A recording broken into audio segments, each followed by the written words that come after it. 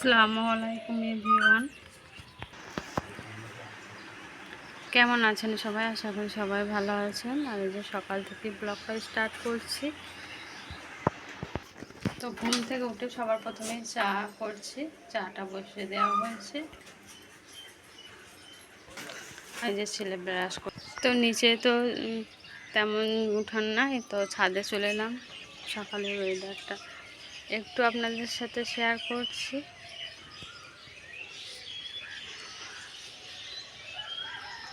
মারি 4-5টা।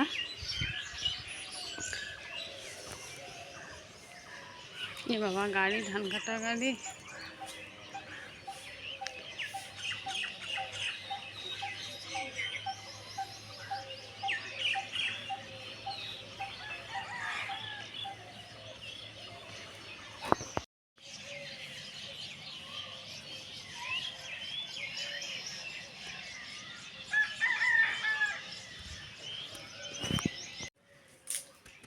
তো চা করে খাওয়া হয়ে গেছে, আর একটু ছেলে পড়তেও বসে বসে। তো আমি এখন চুলে রান্না করতে যাব।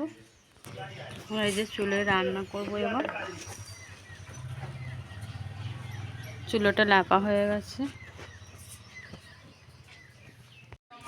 তো চা খাওয়ার পর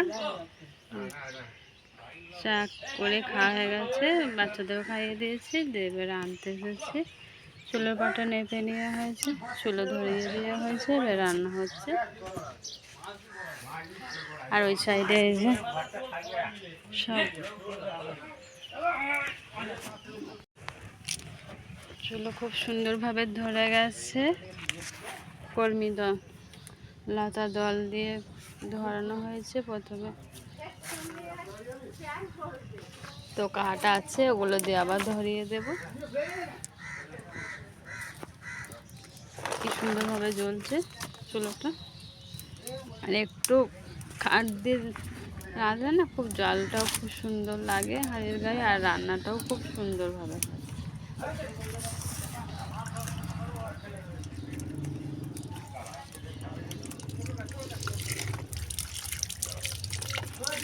আর এই যে চলো, হাতের গোড়ায় পানিটাও আছে, অনেকটাই সুবিধা হয়। অনেকটা কাছে হয়ে গেছে কলের পাশে।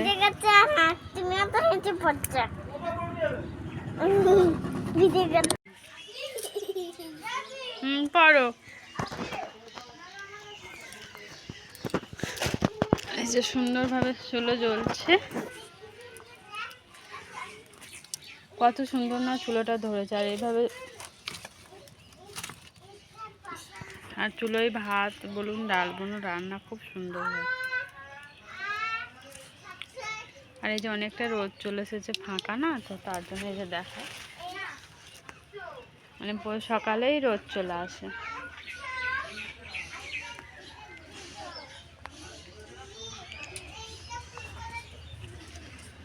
তো এই দিকটা ছাওয়া আছে।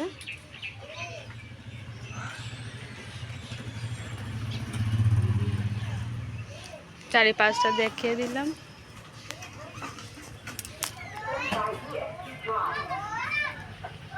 আর এই যে সামনেই কল, অসুবিধা কিছুই নাই, কল থেকে পানি নেওয়ারও সুবিধা, কিন্তু পাটটা এখনো ঠিকভাবে করা হয়নি, কলের পাটটা করব। আর এখানে রান্নার চালাটা, আর যে ছাউনি নেই, ফাঁকা, তো ছাউনি করব পরে আস্তে আস্তে।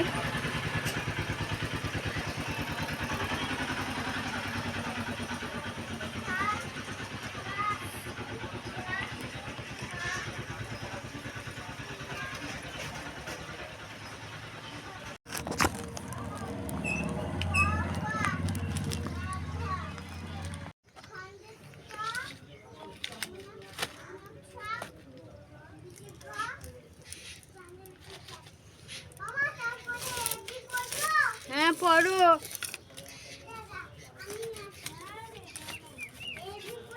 হ্যাঁ, পড়ো, এবি পড়ো।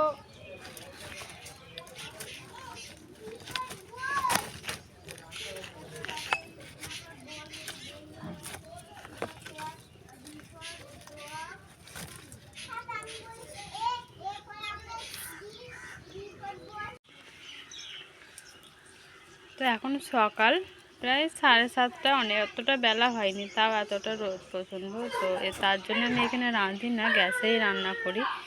তো এখন এই যে পানি হয়েছে মাটি ভিজে, তো দেখেন কতটা সকাল এখন। তো ঠান্ডা ওয়েদার আছে বলে কাঠগুলো পুড়িয়ে দেওয়া হচ্ছে। আর একটু মধ্যবর্তী ফ্যামিলিতে একটু সেফও হয় গ্যাসটা, যতটা চুলে রান্না করে সেভ করতে পারি, তো তার জন্য।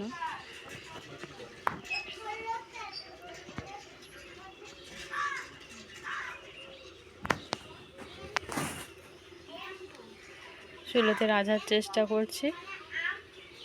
তো বরাবরই গ্যাসে রান্না করতে হতো, তো এখন চুলো বসানো হয়েছে, তো চুলো রান্না করছি। মাঝে সাঝে গ্যাসে করি, মাঝে সাঝে চুলোয় রান্না করা হয়।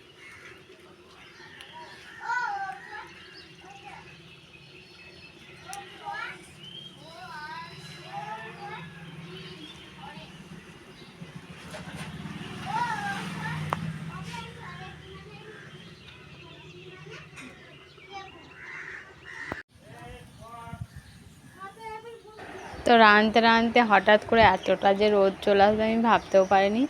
তো শেষ অবধি ছাতা ধরে আমাকে রান্নাটা শেষ করতে হলো। তো এইভাবেই রান্নাটা করে নিলাম, যেহেতু চুলোতে আমি যেখানে এসে করেছি, আবার তুলে গ্যাসে নিয়ে যাব কেন, কিসের, আর কাঠও আছে অনেক। তো পুরো রান্নাটা করেই নিলাম ছাতা ধরে শেষ অবধি। তো কটা পাঁচ শাক নিয়েছিল, আবার বাঁচতে বসে পড়েছি। আর ওই সাইডে রান্নাটা হচ্ছে। তো সমস্ত ঝাঁটপালা করে নেওয়া হয়েছে, রান্না হয়ে গেছে। বাইরে অনেকটা রোদ ছিল, তো তার জন্য রান্না ভাত আর ডাল করেছি, আর ভিতরে আবার গ্যাসে মাংস রান্না করছি।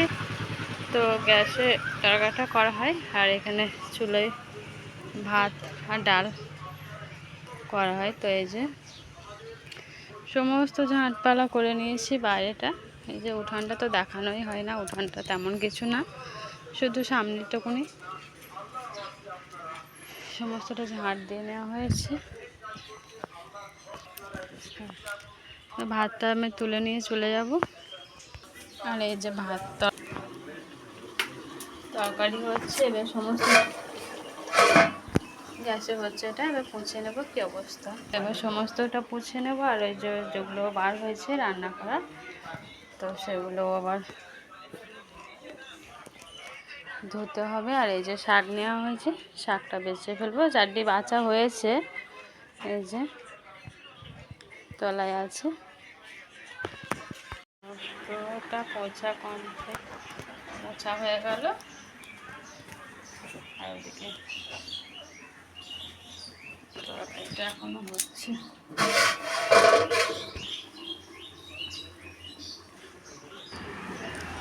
তো রান্না বান্না পোছাপুছি সবই কমপ্লিট।